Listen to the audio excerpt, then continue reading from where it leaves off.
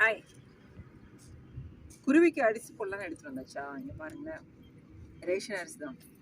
இதில் எவ்வளோ டிஃப்ரெண்ட்டான ரைஸஸ் இருக்குது. இதில் ஸ்பெஷலாக பார்த்துட்டிங்கன்னா இந்த ஒயிட் கலர் இங்கே நல்லா இருக்கு பாருங்கள். இங்கே பாருங்களா,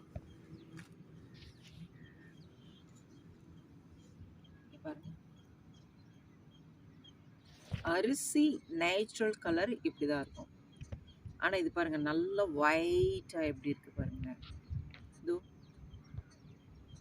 இதுதான் சொன்னாங்க, அந்த மாவில் வந்து அந்த ஃபோலிக் எல்லா விதமான எனர்ஜி இருக்கக்கூடிய அந்த சத்து மாவெல்லாம் கலந்து இந்த ரைஸ் போல் செஞ்சு அந்த ஷேப்பில் செஞ்சு இதில் மிங்கிள் பண்ணி கொடுக்குறாங்கன்னு சொன்னாங்கள்ல, அதுதான் இது.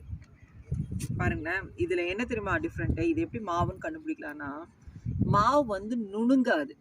புரிஞ்சுதா? இப்போ நம்ம பல் போட்டு பார்க்கலாம். இது பாருங்க,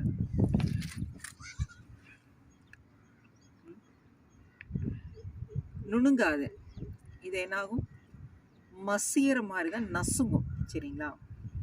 ஆனால் இப்போ நம்ம ரைஸ் போடுவோம், ரைஸ் எப்படி ஆகும்னா நுணுங்கும்.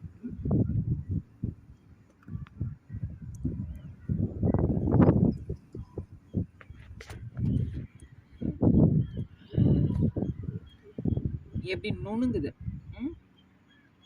கரெக்ட். அதனால தான் அந்த டிஃப்ரெண்ட் தெரியுது.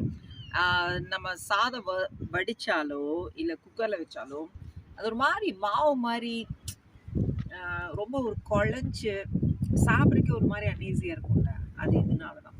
இது பாருங்கள், வெறும் ரைஸ் வந்து போட்டு பண்ணா நல்ல நறுக்கு கேட்கும். கேட்குதா? சரி, ஓகே. இங்கே கூட ஒரு ட்ரையல் பார்க்கலாம். இது வந்து வெறும் அரிசி, இது வந்து ஒயிட் கலர் ரைஸ்.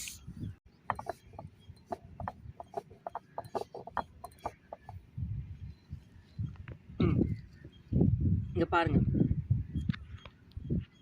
எவ்வளோ நல்லா நொறுங்கி இருக்கு. இது ரைஸ், இது வந்து நசுங்கி தான் இருக்கு. பார்த்தீங்களா? நசுங்கி தான் இருக்கு.